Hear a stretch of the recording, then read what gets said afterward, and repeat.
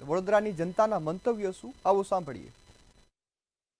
ગુજરાત ચૂંટણી પંચે મહાનગરપાલિકાની ચૂંટણીઓમાં વારાફરતી જે સીટની અનામત બેઠકો હોય છે એની યાદી જાહેર કરી દીધી છે. વડોદરા, સુરત, અમદાવાદ સહિતના શહેરોની આ યાદી જાહેર થઈ ગઈ અને જે સંભવિત મૂર્ત્યા હતા, કેટલાક નિરાશ થઈ ગયા તો કેટલાક લોકો બીજા વિસ્તારમાં મકાન શોધતા થઈ ગયા છે. વડોદરા મહાનગરપાલિકાની વાત કરીએ તો વડોદરા મહાનગરપાલિકામાં ગઈ ચૂંટણીમાં 16 સીટ અનામત હતી, તો આ વખતે 29 સીટ અનામત છે.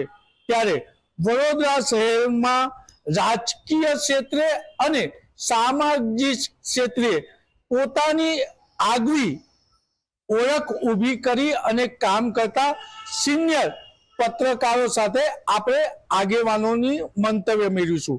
આપણે સિનિયર પત્રકાર પાસે પહેલું મંતવ્ય લઈશું. શું કહેશો? અનામત સીટો જાહેર થઈ ગઈ. ગઈ વખતે 16 હતી, આ વખતે 29 થઈ ગઈ. કેટલાક નિરાશ થઈ ગયા તો કેટલાક આશાવાદી થઈ ગયા છે. શું કહેશો? આમાં એવું છે, પહેલા તો ચૂંટણી પંચે જે 15 મહાનગરપાલિકાઓની ચૂંટણી પ્રક્રિયાનો આરંભ કર્યો એવું આપણે કહી શકીએ. આમાં એના પહેલા પગથિયામાં 15 માંથી ફક્ત 6 મહાનગરપાલિકાને રોટેશન પદ્ધતિ મુજબ રિઝર્વેશન ડિક્લેર કર્યા. હવે આ રિઝર્વેશનમાં ઘણી બધી જગ્યાએ મહાનગરપાલિકા, જે જૂની મહાનગરપાલિકા છે વડોદરા સહિત અમદાવાદ ને મોટી જે નગરપાલિકા જે 6 છે, એ તમામ બેઠકો પર ચોક્કસ હું એવું કહીશ કે જે લોકોને બહુ જ અપેક્ષા હતી કે આપણે રિપીટ થઈશું, એ લોકોને તમે જે હમણાં શબ્દ કહ્યો એ મૂર્તિયાઓ ચોક્કસ બીજા વિસ્તારોમાં મકાન શોધતા થઈ જશે. કેમ કે વડોદરાની જ્યારે વાત કરવામાં આવે ત્યારે વડોદરામાં ઘણા બધા એવા જણ છે કે કદાચ કોઈ પાર્ટી, ભારતીય જનતા પાર્ટી હોય કે કોંગ્રેસ હોય, કે એવું ડિસિઝન લેશે કે ભાઈ આપણે આને ટિકિટ આલવાની જ હતી, પણ હવે આ રોટેશન પદ્ધતિમાં કદાચ એ ગમે તેવો મજબૂત દાવેદાર હશે, કદાચ કપાઈ શકે છે. બાકી રહી વાત શાસક પાર્ટી ભારતીય જનતા પાર્ટીની, જેની પર કોંગ્રેસે અત્યારે જબરજસ્ત મારો ચલાયેલો છે ઇલેક્શન કમિશન પર, કે એ ભારતીય જનતા પાર્ટીની એક વિંગત છે,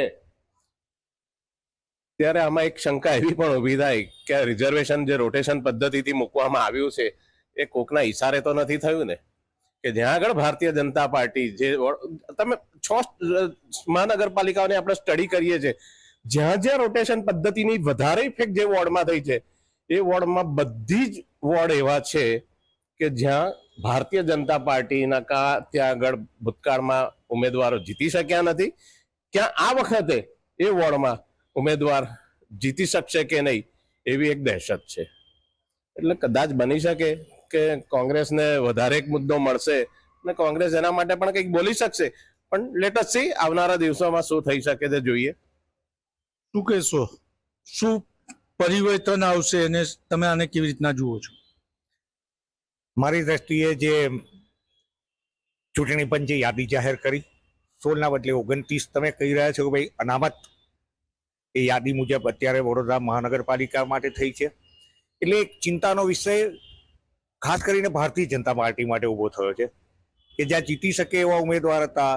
રિપીટ નો રિપીટ થિયરી એ એમનો મંત્ર છે, મહામંત્ર, પરંતુ આ વખતે એ તમામ સમીકરણો ખોટા પડવાના છે. મજાની વાત એ આવે છે કે જે લોકોએ 5 વર્ષ ટિકિટની આશાએ પોતાના વોર્ડમાં મહેનત કરી છે એ લોકો નિરાશ થઈ ગયા છે, અને જે લોકોને બગાસું ખાતા પતાસું એવી પરિસ્થિતિમાં કેટલાક આવવાના છે. ચોક્કસપણે ભાજપનો કોઈ વિકલ્પ નથી એવું દેખાતું, ત્યારે એમને કોઈ એવી ચિંતા કરવાની જરૂર નથી. પણ આ વસ્તુ ત્યારે ઊભી થશે કે જ્યારે એમાંથી જ અસંતોષ ઊભો થઈને અપક્ષ ઉમેદવારી કરવાનો રાફડો ફાટશે, ત્યારે એ ભાજપ માટે સૌથી વધારે આ યાદી ચિંતાજનક બની રહેશે. અત્યારના તબક્કે હું માત્ર આટલું કહી શકું છું. તમારું શું મંતવ્ય છે? લોકોને પ્રતિનિધિત્વ મળી રહે એના માટે સંવિધાનની અંદર જે રિઝર્વેશનની જોગવાઈ છે એના ભાગરૂપે જ્યારે રિઝર્વેશન ઇમ્પ્લિમેન્ટ કરવામાં આવ્યું છે તો ડેફિનેટલી એક આવકારદાયક પગલું છે. મહિલા 50% વસ્તી ધરાવે છે તો એમના 50% રિઝર્વેશનના ભાગરૂપે એની અંદર બી સામાન્ય ઓબીસી, એસસી, એસટી તો મહિલાને પ્રતિનિધિત્વ મળી રહ્યું છે, એ રીતના પુરુષને બી પ્રતિનિધિત્વ મળી રહ્યું. પણ જ્યારે જાતિગત સમીકરણની અંદર વાત આવે તો ડેફિનેટલી જે રીતના રિઝર્વેશન સમગ્ર વડોદરા શહેર માટે ડિક્લેર થયું છે, તો કશે ને કશે હાલમાં જે ચૂંટાયેલા લોકો છે એમને કોઈ તકલીફ પડી શકે છે, કારણ કે વર્ષોથી પરંપરાગત રીતે જે પોતાના સીટ માની બેઠા હોય જે લોકો, એમને કદાચ આ વખતે રિઝર્વેશનના લીધે એમની સીટ ત્યાં ના રહે, એના લીધે એમને બીજે શિફ્ટ થવું પડે, કાં તો એમને પોતાના આ વખતે ચૂંટણી ના લડવી પડે. પરંતુ આ સમગ્ર ઘટનાક્રમને હું એવી રીતના જોઉં છું કે ચૂંટણી પંચે સંવિધાનિક જોગવાઈઓને સારી રીતે ઇમ્પ્લિમેન્ટ કરી છે, જેથી દરેક વિસ્તારમાં દરેક લોકોને પોતાના જનપ્રતિનિધિત્વ સારી રીતે મળી શકે. ચૂંટણી હારવું જીતવું એ પછીની વસ્તુ છે, પરંતુ લોકોના મૂળભૂત પ્રશ્ન લોકોના પ્રતિનિધિ થકી કોર્પોરેશન સુધી ના આવે એ પ્રાથમિકતા હોય તો મને એવું લાગે છે કે રિઝર્વેશન ઇમ્પ્લિમેન્ટ થયું છે, સારું છે. અને આમાં એવું ના કહી શકું કે સીટો રિઝર્વેશનની કે સામાન્યની ઘટી છે, વધી છે, પરંતુ આની અંદર જે રીતના વસ્તી આધારિત સમગ્ર વાત છે એના આધારિત જે રિઝર્વેશન આપ્યું છે એ ખૂબ સરસ છે. શું કહેશું? બધું તો કહેવાય ગયું.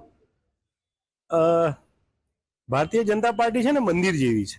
એક પૂજારી છે, એક ચોબો છે, અને બાકી બધા સામાન્ય જનતા ભક્તો અલગ અલગ કેટેગરી છે.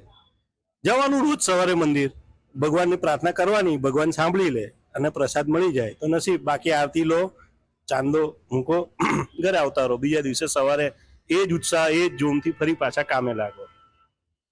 થોડીક બીજી રીતે જોઈએ તો ભારતીય જનતા પાર્ટીનું મારી જે સમજ છે એ લોકો છે ને આ નેતાઓથી નથી ચાલતી. ભારતીય જનતા પાર્ટી શીર્ષ નેતૃત્વથી ચાલતી પાર્ટી છે અને બ્યુરોક્રેસીથી ચાલતી પાર્ટી છે. વડોદરામાં ઊભો છું. વડોદરાના મ્યુનિસિપલ કમિશનર સાહેબ જ્યારે નવા આવ્યા તો એવું કીધું કે હું 76 સીટ જીતાડવા માટે આવ્યો છું. કોઈને બી ઉભા રાખો, આઈપીએસ અધિકારીઓ મેદાનમાં ઉતરે છે, શું સમીકરણ ને શું જાતિ સમીકરણ, બધા સમીકરણો એ લોકો પહેલેથી ગોઠવેલા છે. આપણે લોકોએ જઈને ખાલી જે 5 વર્ષે આપણને એક વખત બોલવાનો મોકો મળે છે, ભગવાન કાન ખુલ્લા રાખે છે, પેલી સવારી નીકળે ને ભગવાનની શોભાયાત્રા, એવું કંઈક પ્રસંગ છે આ, અને આપણને મોકો મળે ને ભગવાન સુધી આપણી વાત પહોંચી જાય કે સાહેબ જુઓ, હજી તમે દુઃખી જ છે, વડોદરામાં પાણી નથી પીવા મળતું, તમે ભલે 4 કોર્પોરેટરો બદલી નાખ્યા, લો રિપીટ થિયરી લાવ્યા, વડોદરાના દરેક કોઈ રોડ એવો નથી કે જેનો 1 કિલોમીટરનો પેચ એવો હોય કે જેની ઉપર કોઈ ગાડી સ્મૂથલી ચાલી શકે ખાડા ટેકરા ઊંચા વગર. વડોદરાના જૂના રોડો, બીપીસી રોડ, એમાં આજે બી ભૂવા પડે છે, મોટા મોટા ટ્રક ઉતરી જાય એવા. હવે જો ખરેખર આ બધા જે સમીકરણો, જે બધી ગણતરીઓ કરાય છે, બધા બુદ્ધિજીવો બેસીને એવું વિચારે છે કે આ એક સમીકરણ સારા બને અને લોકોના કામ થાય, તો આ બધું ના થવું જોઈએ. એટલે કશેક આપણે ભગવાનની પ્રતિમાને યાદ કરવાની, હાથ જોડવાના, આપણી પ્રાર્થના કરવાની, કામ થઈ ગયું તો બરોબર, ના થયું તો કાલે સવારે ફરી આવો. આ તા વડોદરાના બુદ્ધિજીવી, અને આપણે મારું મંતવ્ય લઈએ તો ક્યાંક ને ક્યાંક શ્રેષ્ઠ નેતૃત્વએ હિસાબ પણ કર્યો છે તેવું શહેરના નાગરિકો ચર્ચા કરી રહ્યા છે. અને શહેરમાં ચર્ચા તો એ પણ છે નમો કમલમ ખાતે કે ભૂરસિંહ રાઠવા નામ જો અમે કહીએ છીએ કે ભૂરસિંહ રાઠવા જે આદિવાસી મોરચાનો અધ્યક્ષ છે, એ પહેલા ચૂંટણી હારી ચૂક્યો છે દક્ષિણમાંથી, પરંતુ એક ધારાસભ્યએ તેને વિશ્વાસ અપાવી દીધો છે અને ભૂરસિંહ રાઠવા વોર્ડ નંબર 3 ની અનામત સીટ પરથી લડવા માટે હવે વિસ્તારમાં મકાન શોધી રહ્યો છે.